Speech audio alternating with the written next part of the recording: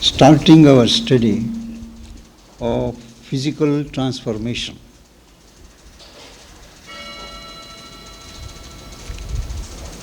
we should first know what does the physical mean. Normally, we understand the physical to mean the physical body. But actually,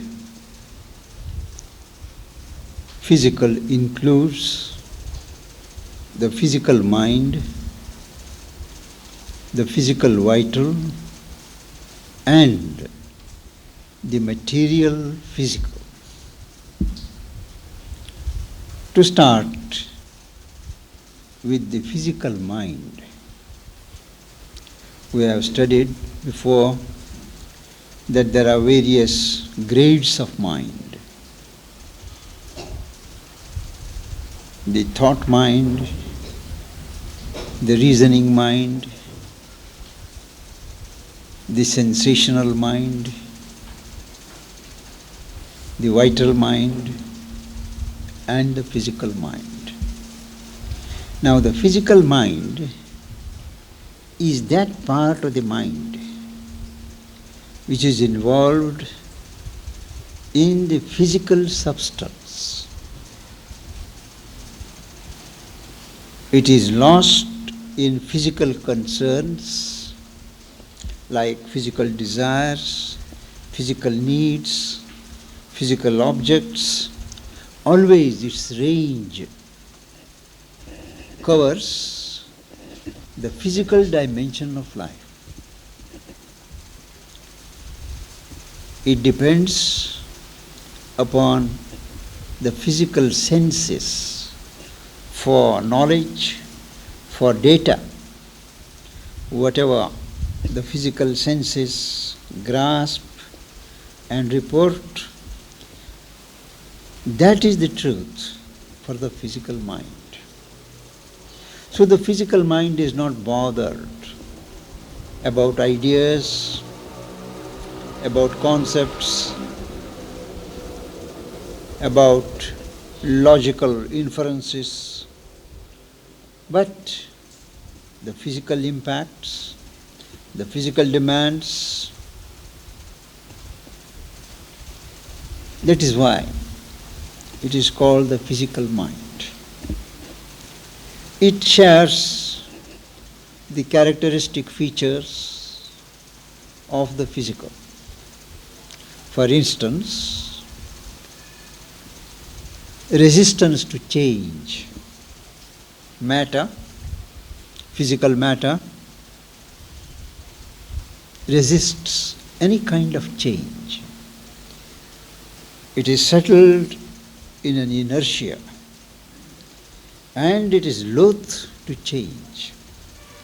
The physical mind also sticks to its habits, sticks to its traditional beliefs, and any new idea, any new change evokes opposition, resistance from this physical mind. Second, it always turns round and round. It is called the mechanical mind because, like a gramophone record, it repeats itself. Even when you change over, again and again, it turns back and repeats. This habit of the physical mind, the mechanical repetition of a movement, can be very disconcerting, particularly for those who do not have a higher kind of life, whose consciousness is not habituated to live in the realm of thoughts, ideas, concepts, this physical repetition becomes habitual.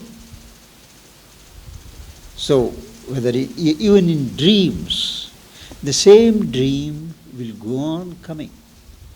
You must have noticed that there are certain dreams which repeat themselves.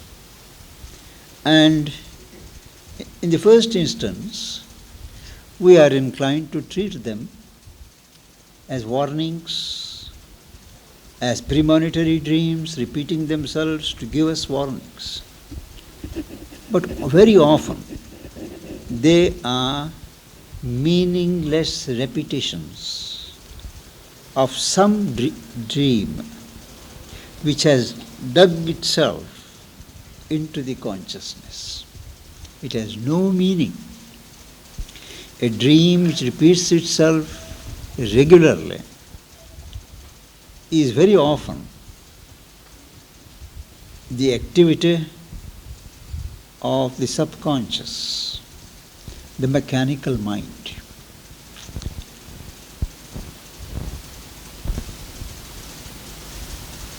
To counter these innate samskaras of the physical mind, habitual impressions, and based upon these impressions, the activities, natural activities of the physical mind, a sustained discipline is necessary. When we speak of transformation of the physical mind, it is to strike at the root of the habits, ingrained tendencies in the physical mind. And the physical mind is rooted in what we have called tamas: inertia, lethargy, resistance to change, movement. And it is these features that have to be tackled before we can think of transformation of the physical mind. And how do we do that?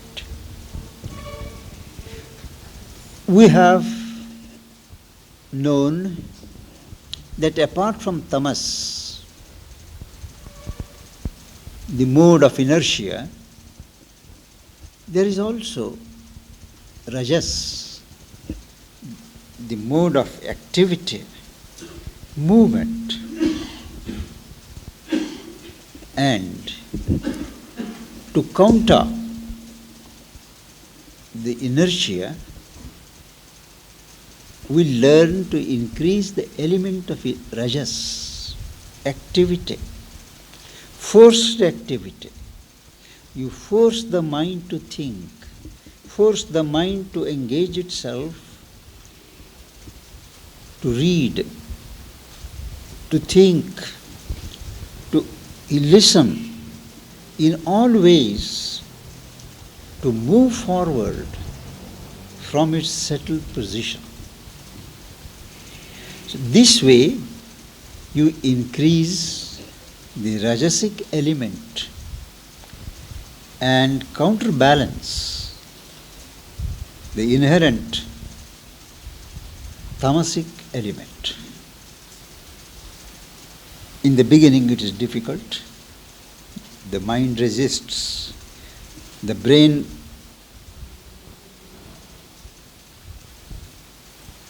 experiences a kind of fatigue. But these are all false alarms. If the mind resists, an exercise to increase its understanding, to enlarge its vision, it is a habitual reaction, and it should not deter us from persisting. Once you persist and insist on doing, say reading, say listening in a sustained manner, the knot is broken, and slowly you begin to enjoy what your mind resisted. Similarly, the habit of brain fatigue is mostly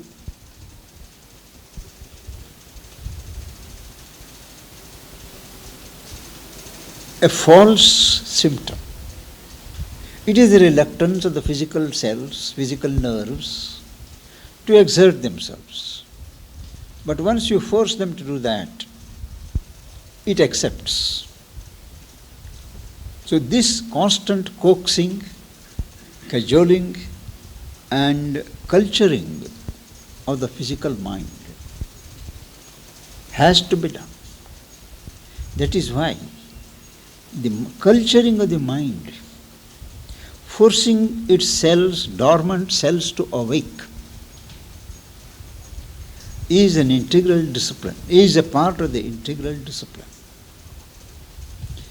Patanjali, in his Raja Yoga, at eight-limbed yoga, speaks of Swadhyaya. Swadhyaya is a pointed study of a scripture, a writing or an utterance that has a spiritual character. Now, it is not just cursory reading, that you read 10 pages a day and be done with it. It is a pointed study. You read regularly, develop a habit of studying regularly, relate what you read to your own being, and in absorbing what you read, in making what you read a part of your consciousness, there is what is called avrutti, of which Sri Aurobindo speaks very highly. And avrutti is a physical repetition of the same vibrations of sound, so that the thought or the idea behind the sound vibrations gets settled in your being. You repeat it 100 times. Unknown to you, even unconsciously, the strength and the power of the idea sinks into your being and becomes a power. This way, you awaken the dormant cells of the physical brain and the movements of the physical mind. This is just an illustration. Memory. In the earlier days, retention, cultivation of memory, increase of the power of memory was part of our education. When we were children, it was part to commit to memory, to make by heart all the tables of arithmetic, the long list of the years, the months, the names of the 60 years, and so on. At that time for us, it looked meaningless. But when you look back, find they were all methods to awaken the memory cells, activize the capacity for retention in the mind, so that what you committed to memory, you never forgot. It was all right to joke that they repeat like parrots, but even repeating like parrot has a dynamic effect on the physical level. It sinks. So even after years and years together, the same vibration, the same sound comes up. Today, in this age of calculators, computers and things, or in this age of artificial intelligence,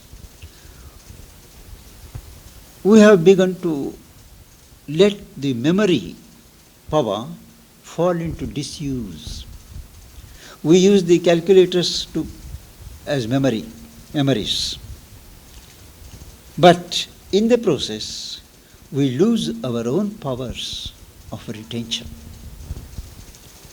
And in the brain of India, Sri Aurobindo regrets that the modern method of education is beggared by forfeiting this practice of committing to memory.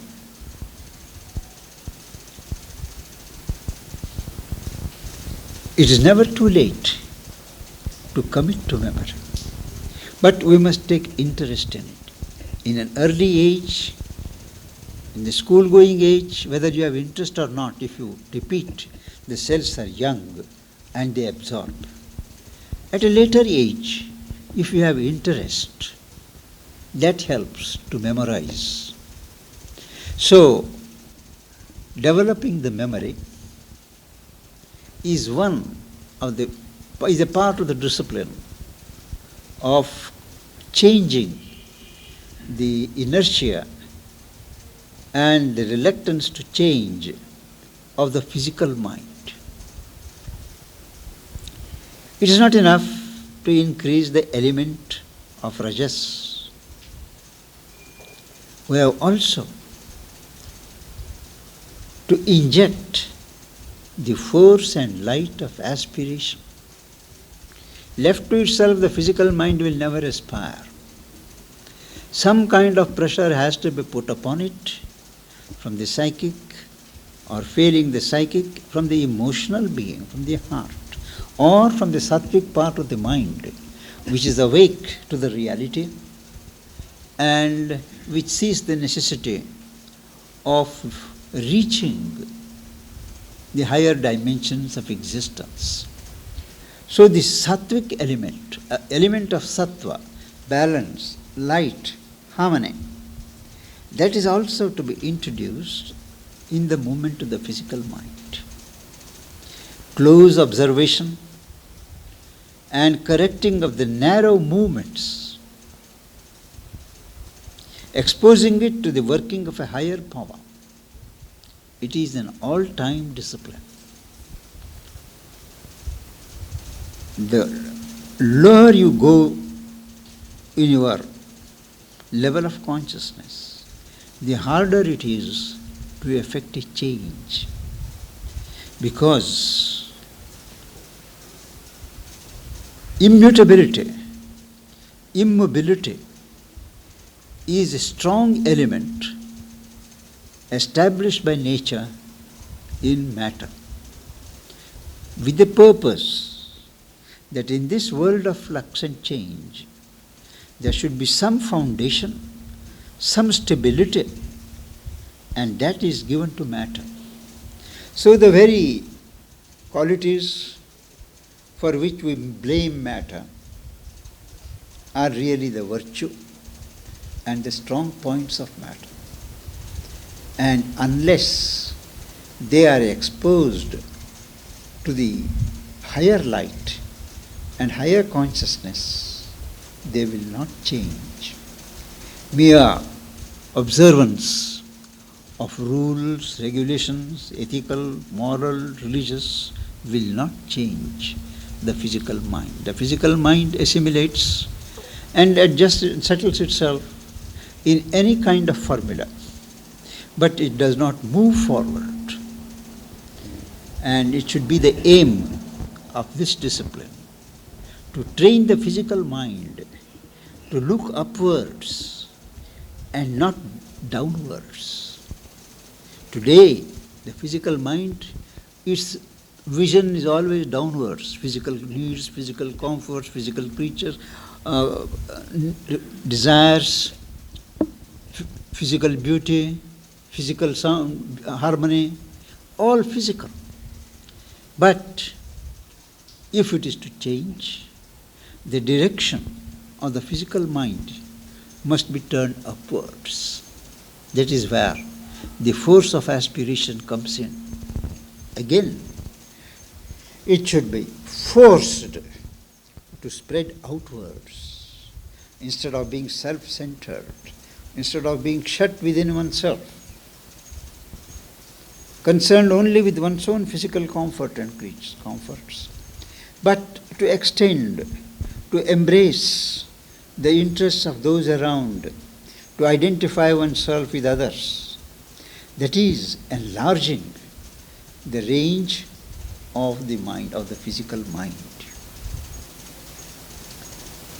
We have to learn to deny the habit of mechanical repetition, to which I referred earlier. This mechanical repetition, once we recognize deep within us that they are just habitual reactions, habitual repetitions, there is no problem. But each time the suggestion repeats itself, if you begin to argue, if you begin to meet it by other arguments, it gets a fresh lease of life. So there is nothing to do except to turn your back on the mechanical suggestions, mechanical thought movements of the physical mind. And it is necessary also to detach ourselves from the habitual compulsions of physical desires and what we think to be needs. Our physical mind is always obsessed with what it is going to get, what it is likely to miss, with what it may lose. Now, this obsession of the physical mind with physical objectives, that has to be corrected by detachment. Detachment is to accept a position of a seeker, that what is best for me will be given by the divine. What happens is by the will of God. When you counter the hunger, the thirst of the mechanical mind for physical things with this stoic attitude of accepting things as they come, not hankering after things when they don't come, that is the spiritual antidote. I spoke of the physical mind with memory. We have dealt with it. And when thus subjected to a continuous discipline within ourselves, the physical mind can be the transmitter of a higher consciousness and a higher light to the material form. We have still to come to the material form. But the physical mind is midway between the higher consciousness and the material physical form. So, through the physical mind it has to pass through. And however much we may dislike the habitual obstinacy of the physical mind, we have to recognize that it had a role to play in the evolution of the consciousness, and the time has come now to turn it into a transmitter of the higher consciousness.